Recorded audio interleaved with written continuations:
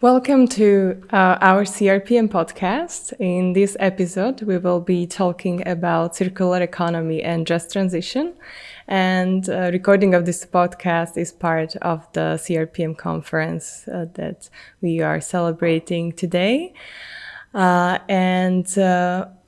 have the honor to welcome our international guests here, Karolina Zubel from Poland and Amar Čaušević from Bosnia-Herzegovina. Welcome, Karolina. Would you like to introduce yourself? Hi, of course. Thanks for inviting me. Thanks for having me here. My name is Karolina Zubel. I represent CASE, which actually stands for Center for Social and Economic Research. We are a Warsaw-based think tank. Perfect. Thank you very much. It's a pleasure having you. And our second guest is Amar Čaušević. Amar, would you like to also introduce yourself? Yes, of course. Thank you for the invitation. My name is Amar Čaušević. I come from, I'm Bosnian national, but I've been living and working for the last couple of years in Stockholm, Sweden. Today, I'm working currently for Morningstar Sustainalytics, which is a company providing ESG data services. However, I'm not here in the capacity of my current employment. I was invited to this conference to discuss climate finance research connected to my previous employment, which was for the Swedish think tank called Stockholm Environment Institute. And being a Bosnian and conducting a research on Western Balkans and climate finance, I'm going to join you today to discuss that topic in that capacity. Perfect. Thank you very much. So we will have also the perspective from different regions and different expertise. So maybe first question to our listeners is like, how do you understand circular economy and why the circular economy model is important for the transition that we are having right now and also combating climate change? Of course, the circular economy concept is like super broad. I would say that Poland is no different than other EU member states or the overall developed countries. When it comes to seeing this circularity gap, what I mean by that is especially related to materials footprint. We still produce much more than we actually need. People do not recycle, people throw things away. So having this particular thing in mind, when we think about Poland, the broader Central and Eastern European region, I definitely see three sort of groups of those benefits that are linked to transitioning to circular economy.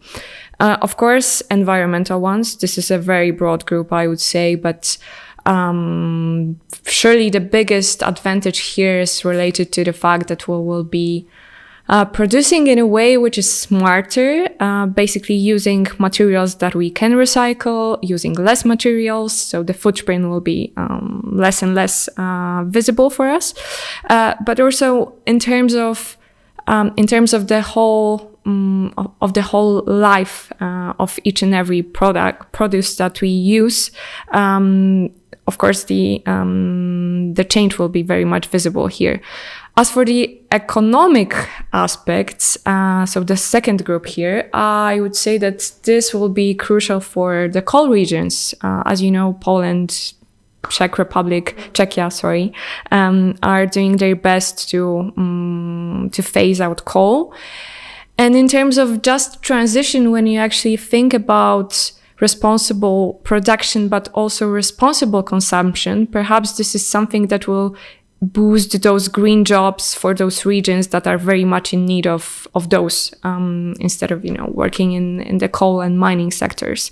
Last but not least, the societal groups of this the one that is directly linked to society is, of course, huge here. We're talking about raising awareness of people on how they can use products and recycle those.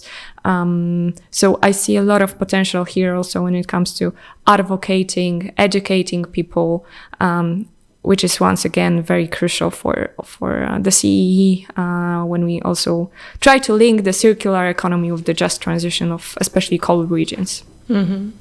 Yeah, you mentioned a couple of very important points. We will come to some of them a little bit later. And Amar, how about your perspective? You come from Bosnia, and Western Balkan region is also very familiar to you, but you've been working and living also in Stockholm. So maybe, how is your perspective? I have a very, very mixed perspective, and I'll tell you why. So there's three perspectives. I lived in Sweden for the last 8 years. Sweden being the front runner in the EU, I would say being the top performer in the EU, going ahead of in sustainability matters. Maybe I would clearly say maybe even ahead of Germany and many others, couple of steps. So Sweden is the circular economy master in the EU, meaning being top in the world. I come from Bosnia. I'm very much connected to my country. I have family there. I go there. I read. I'm informed. I worked on Bosnia on a couple of occasions. So I have that connection. And I've been working and being educated in sustainability. So understanding sustainability per se, coming from one place which lags in many issues, circular economy included, and living and working in top performer. I would, to start with this, maybe I'll start like this. Sustainability, in my view, as I've learned through the business, is like an organism. It's a very complex subject, and it goes on many fronts. And circular economy is the systemic approach. So you are producing something in a sustainable, first you're sourcing something in a sustainable way, producing, using, and disposing it in a sustainable way. And in order to have this system, you need to have political, socio-economic model, and which are interconnected in a perfect way. So they function to the extent when you source a material, you produce it, you use it, and you dispose of it. For example, Sweden did a really good job in that, and I think waste management is one of the examples there. I know like more than, I think 97% of the waste in that country is recycled or burned or disposed of. Just 3% is being ended up on landfills or somewhere else. And I was thinking about it because in Bosnia, let's say, waste was a huge issue, the landfills and the other issues. And I realized that when my kids go to kindergarten in Sweden, they learn them how to recycle, and then the entire system of laws, economic incentives, infrastructure, and support by the government in Sweden for the last 30, 40 years was built in this way. So we have the result that in 2024, this is being done. In Bosnia, we're not even close to that. And then you just realized that besides money, you need a lot of knowledge and political will and stability to build circular economy. Easier said than done in many countries. And thinking about circularity, I think it's possible. It's, as we say in Bosnia, we are not inventing hot water. But I think that when we think about circular economy, there are different standards. And let's say being Bosnian, Macedonian, Serb, or Albanian, in the context of your think tank, I would learn from Poland, Estonia, Slovakia, Hungary, Bulgaria, and Romania, because it's easier for the Western Balkan countries, which are on socio-economic development less, to learn from these countries, which are ahead of the Western Balkans in many socio-economic development indicators, including circular economy, than to jumpstart and say, okay, let's see what Finland is doing. Let's see what Denmark is doing, or Sweden, Austria. No. So I think it's a process. It's a long one. It needs political, social, and economic factors. They need to be aligned. Also, population itself, political elites, they need to think about it. So it's a two-way stream process. They need support. You need funding. Some of the funding can come externally. Some of the funding can come internally. But I think countries themselves need to put a lot of effort and drive this process, because if you want to become circular, EU can help, World Bank can help, IMF, whoever you want, they can help. But Macedonians, Bosnians, Serbs, they need to own the process. And it's hard being in a country where average net monthly salary is between, 300 to 600 euros. I don't know, I think Bosnia is like around 450 to 500 euros. And let's say Sweden at the same time is like net average salaries around 2,000, 2,500 euros. If I'm missing the numbers, I think I'm getting the ballpark right. And in Bosnia, you think, talk to my cousins, neighbors, my friends, how am I going to get by, buy milk, finance something. In Sweden, you can think better, or in Denmark, because you have socioeconomic security. So thinking about circular, you can focus on this. In Bosnia, you are getting by. In Macedonia, like, I want to get by from first to first. In Sweden, you have more leverage, then you have a luxury to think about it. However, that being said, there are other higher income countries with lower economic standard, if I may say, when I compare Poland to Sweden, that did certain stuff, or Estonia. You learn from them, and it will take us time, but it can be done. But just to summarize here, it's a complex process, it takes time, and it needs a couple of things to be aligned. Did I get it here, or did I went off the track? You did it perfectly. I especially like that you made this comparison about Western Balkan and Central Europe, Visegrad countries, and that are closer, because somehow the topic looks very complex, and like then people kind of give up at the beginning. So it's kind of step-by-step process, and it's better to look maybe at the examples that are a little bit more ahead than us. Yes.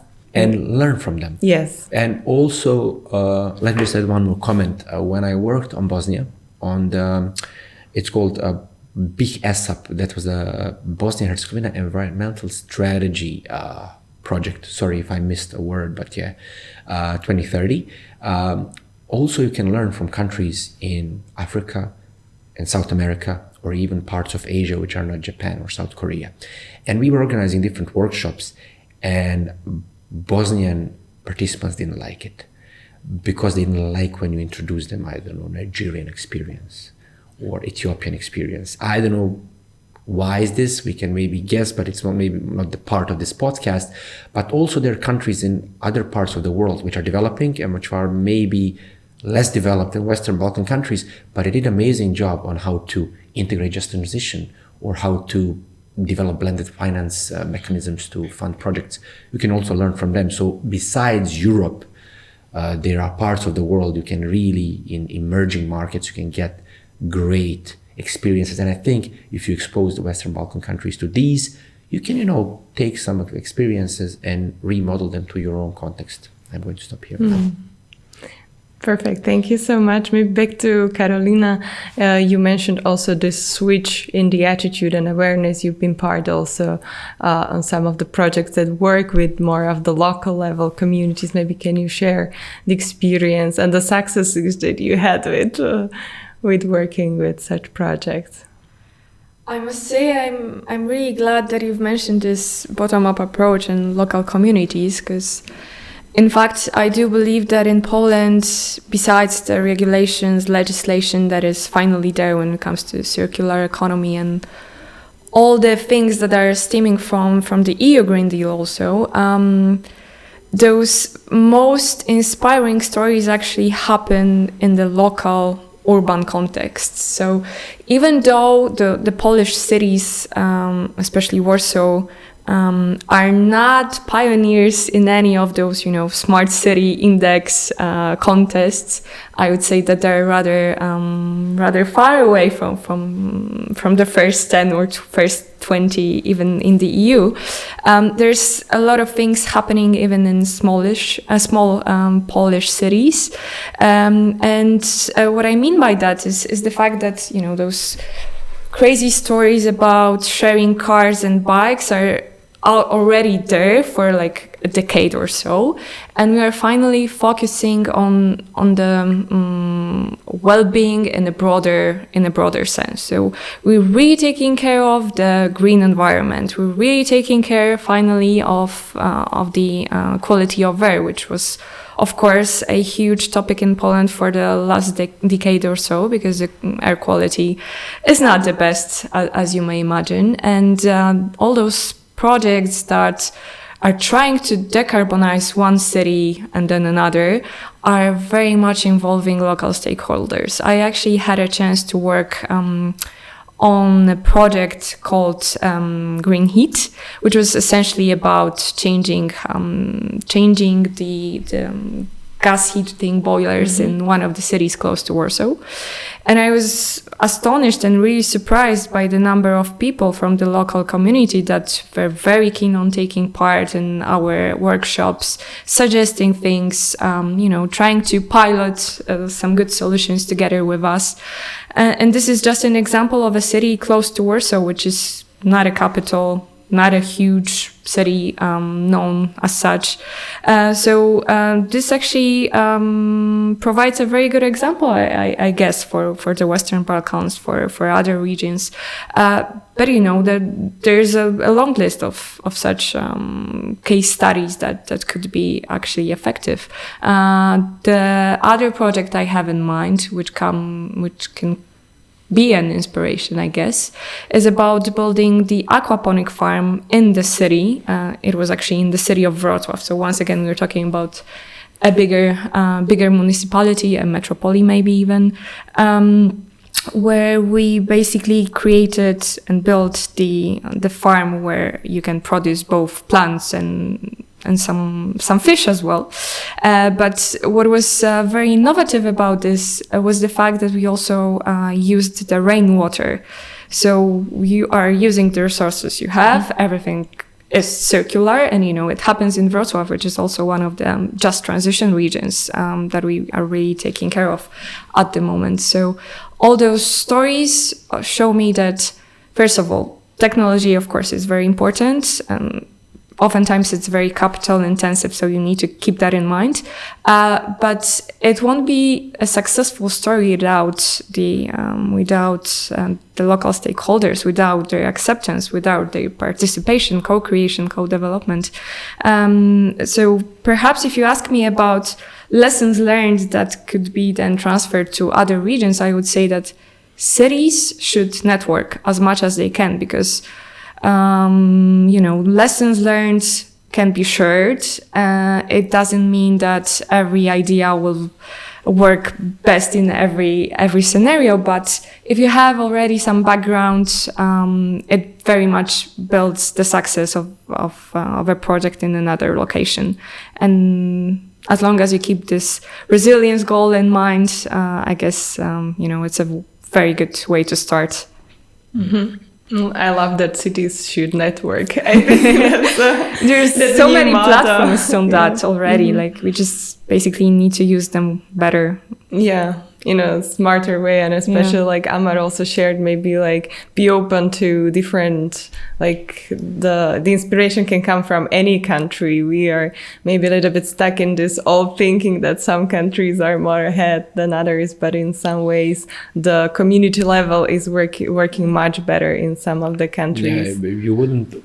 Also, I don't know. I saw the interview the other day with a financial professional, because I work in finance, and he said he's 45 now, and he's leading a asset management fund in Abu Dhabi, in Emirates. And he said, when I looked for internships 20 years ago when he graduated, London, Paris, and New York were the cities where I would like to do internship.